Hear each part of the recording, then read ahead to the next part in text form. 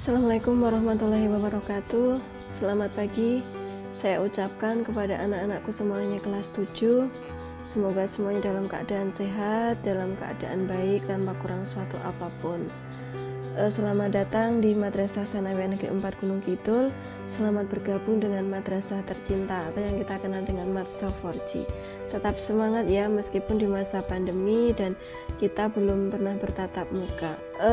Katanya kalau tak kenal maka tak sayang. Sebelumnya saya akan memperkenalkan diri dulu. Nama saya Arini Nirmala Dewi. Nanti kalian bisa memanggil saya Bu Arini boleh. Nah, nanti saya akan membersamai kalian untuk belajar bersama-sama di mata pelajaran fikih. Selanjutnya, untuk sesi matsama pada hari ini, saya akan membahas atau kita akan belajar bersama tentang moderasi beragama. Nah, apa toh moderasi beragama itu? Mungkin dari kalian sudah tidak asing lagi dengan kata moderasi beragama. Namun mungkin ada juga yang, apa sih Bu moderasi beragama itu? Nah, supaya kalian bisa memahami, kita akan bahas dari satu persatu apa toh moderasi beragama. Nah, di sini moderasi beragama itu berasal dari bahasa Latin moderatio, yang artinya kesedangan atau tidak kelebihan dan tidak kekurangan. Jadi tidak boleh lebih dan juga tidak boleh kurang. Kemudian kalau dalam bahasa Arab, moderasi itu berasal dari kata wasat yang artinya adil, baik, tengah, dan seimbang. Jadi meskipun dari dua bahasa, yaitu dari bahasa Latin dan dari bahasa Arab, pengertian kata moderasi itu tetap sama, yaitu kita harus berada di tengah-tengah. Kita tidak boleh memihak, entah itu memihak ke kanan, memihak ke kiri, atau memihak ke salah satu pihak, itu kita tidak diperbolehkan. Itu inti dari moderasi. Nah, seperti ini cara berpikir kita, kemudian cara kita bersikap, tindakan kita, perilaku kita dalam kehidupan sehari-hari itu harus ada di jalan tengah jika kita ingin menerapkan konsep moderasi. Selanjutnya, nah, secara istilah itu moderasi adalah cara pandang, sikap, dan perilaku yang selalu mengambil posisi di tengah. Kita harus adil, berimbang, dan tidak ekstrem dalam beragama. Jadi kita tidak boleh membawa agamaku itu agama yang paling benar, agamaku itu agama yang paling bagus, kemudian kita menjelek-jelekan agama yang lain. Itu tidak diperbolehkan. Nah, seperti akan saya tunjukkan ini gambar ya. Di negara Indonesia itu ada berbagai macam agama yang dianut oleh masyarakat Indonesia. Ada agama Islam, ada agama Kristen, ada Katolik, ada Buddha, ada Hindu, dan ada Konghucu. Akan tetapi meskipun berbeda agama, kita tetap harus saling menghormati. Kemudian misalkan ini di dalam kebudayaan itu di negara Indonesia itu negara yang multikultural atau negara yang memiliki berbagai macam kebudayaan. Sebagai contoh, ini saya hadirkan di sini ada kesenian Bali, ada tarinya, kemudian ini juga ada berbagai macam keseniannya. Itu kesenian yang dari Bali mungkin akan berbeda dari kesenian yang dari Aceh. Seperti yang tadi dari Bali itu ada tari kecak, kemudian yang dari Aceh itu ada juga tari saman. Nah, meskipun berbeda-beda itu tidak masalah, itu tidak menjadikan kita bahwa kebudayaanku paling bagus, kebudayaanku paling baik. Itu tidak diperbolehkan. Kemudian perbedaan yang lain yang ada di Indonesia, misalkan dalam hal rumah adat di Sumatera Barat itu kita ini contoh rumah adat dari Sumatera Barat. Nah, rumah adat dari Sumatera Barat itu akan jelas berbeda dengan rumah adat dari Jogja. Seperti ini ya, itu akan berbeda. Kemudian yang dari Kalimantan Tengah juga akan berbeda lagi. Akan tetapi itu tidak menjadikan masalah. Berbeda tetapi tetap satu jua. Seperti ada semboyan Bhinneka Tunggal Ika, meskipun berbeda-beda tetapi kita tetap satu. Perbedaan tidak menjadikan kita berpecah atau tidak menjadikan perpecahan, akan tetapi dengan adanya perbedaan itu diharapkan bisa menjadi kekayaan bagi kita, bisa menjadi kekayaan bagi bangsa Indonesia dan akan membuat kita menjadi negara yang kaya. Kemudian ini misalkan tradisi yang ada di Indonesia itu juga pasti akan berbeda. Dari Sabang sampai Merauke itu akan berbeda, tidak sama. Seperti ini di Bali ada tradisi ngaben. Apa sih Bu ngaben itu? Nah, ngaben itu adalah tradisi pembakaran mayat di Bali. Kalau di daerah kita tidak ada, akan tapi kita tidak boleh ini. Apa tuh ngaben? Ngaben itu tidak boleh, ngaben itu tidak baik. Nah, itu nggak boleh karena setiap provinsi atau setiap daerah itu mereka mempunyai tradisi masing-masing dan kita haruslah menghormati tradisi mereka. Selanjutnya nah ini adalah tradisi yang ada di Gunung Kidul ini sebagai contohnya. Mungkin dari daerah kalian ada ya yang masih menerapkan atau ada juga yang masih ada sistem rasulan ini, kemudian nanti ada reoknya, ada jadilannya atau ada dogernya. Nah, ini tradisi kita ya sudah, kita nggak usah membanding-bandingkan dengan tradisi dari daerah lain. Biarlah mereka dengan tradisinya, kita dengan tradisinya. Kita haruslah saling menghormati, saling toleransi, tidak usah saling menjelek-menjelekan. Nah, itu kenapa kita harus saling menghormati. Kita harus berada di jalan tengah atau kita harus bersikap moderat. Kita tidak boleh memihak dan kita harus adil.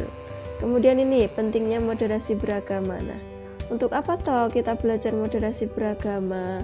Nah, supaya kalian yang pertama dengan adanya perbedaan-perbedaan itu, dengan adanya beda agama, dengan mungkin perbedaan adat istiadat, perbedaan tradisi, perbedaan mungkin tari daerah yang berbeda, bahasa yang berbeda, tari-tarian yang berbeda, rumah adat yang berbeda, itu tidak menjadikan masalah bagi kita.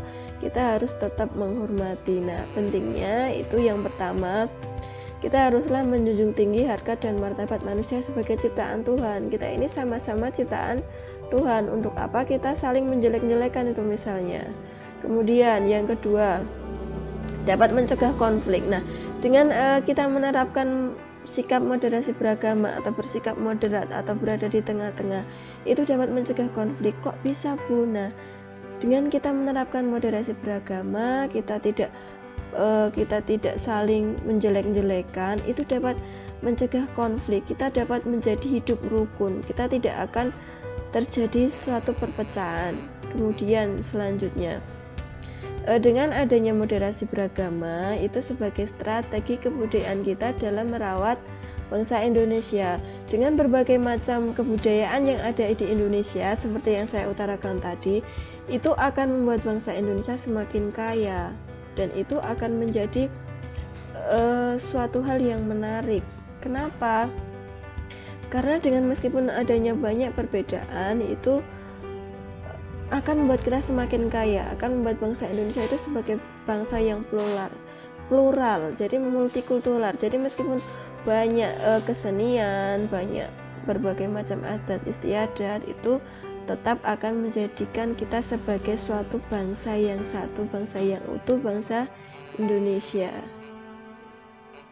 Kemudian kenapa kita belajar moderasi beragama? Kenapa di sesi Matsama ini kalian diharuskan mengetahui moderasi beragama itu, menanamkan moderasi beragama di madrasah?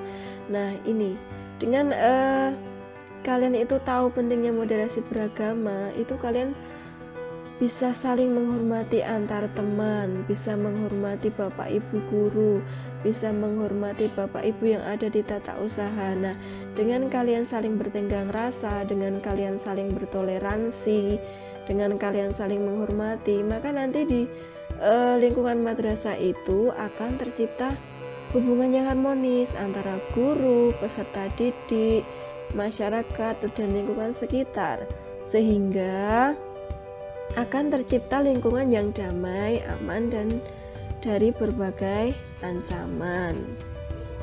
Kemudian apa toh yang harus kalian lakukan untuk mencerminkan bahwa kalian itu bisa menerapkan moderasi beragama, kalian bisa menerapkan sesuatu itu berada di tengah-tengah dan kalian tidak memihak. Itu misalkan yang pertama, kalian bisa menghormati agama yang diyakini orang lain.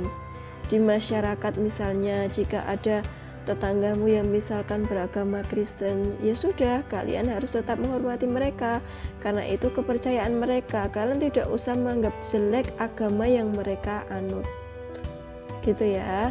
Kemudian yang kedua, contohnya tidak membedakan teman yang berbeda agama itu tadi, saling menghormati. Yang ketiga, hidup rukun antar umat beragama. Jadi meskipun ketika di masyarakat ada tetangga kalian yang berbeda agama, tetaplah kalian hidup rukun, tidak usah terjadi perpecahan, orasah, ngelek-elek seperti itu. Kemudian kalian harus saling menghormati terhadap adanya tradisi yang berbeda-beda. Misalkan kalian punya teman di daerahnya, dia mempunyai tradisi yang berbeda dengan tradisi di daerahmu, ya sudah, hormati saja. Kalian harus bersikap toleransi, tidak usah menjelek-jelekan, oh tradisimu itu jelek, apa tradisimu naku. Nah, itu tidak diperbolehkan. Berarti kalian tidak menerapkan moderasi beragama. Kalian tidak bisa menerapkan moderasi kalau seperti itu. Jadi kalau sikap moderasi itu intinya kalian berada di tengah-tengah, orang memihak, dan kemudian kalian harus saling menghormati, entah itu perbedaan yang ada, entah itu perbedaan agama, entah itu perbedaan adat istiadat atau yang lainnya, itu kalian harus saling menghormati. Misalkan ada teman kalian yang mungkin di situ dia rambutnya rodok keriting, ya sudah wes ben, itu dia ciptaan Tuhan juga. Jadi kalian tidak usah menjelek-jelekan, kalian harus tetap menghormati. Ada teman kalian yang misalkan kulitnya ada yang putih, tapi juga ada yang punya kulit hitam, kemudian kalian menjelek-jelekan teman kalian yang berkulit hitam, itu jangan, itu tidak boleh. Berarti kalian tidak bisa menerapkan sistem moderasi. Intinya kita dalam menerapkan atau mencerminkan moderasi itu, kalian harus berada di tengah, jangan memihak. Kalian harus saling menghormati, kemudian toleransi dan tenggang rasa. Nah, ini yang kelima, harus saling menghargai adanya berbagai macam perbedaan. Hormatilah perbedaan yang ada. Jangan jadikan perbedaan itu sebagai suatu perpecahan, tapi jadikan berbagai macam perbedaan itu yang akan menyatukan kalian, akan membuat Indonesia menjadi satu kesatuan. Bhinneka Tunggal Ika, meskipun berbeda-beda tetapi tetap satu jua. Demikian yang bisa Bu Arini sampaikan. Semoga kalian bisa memahami apa yang saya sampaikan. Pada dasarnya moderasi beragama itu intinya kalian harus bersikap netral, tidak boleh memihak. Seperti itu ya, saya akhiri. Ada kurang dan lebihnya Bu Arini mohon maaf. Semoga bermanfaat. Saya akhiri. Wassalamualaikum warahmatullahi wabarakatuh.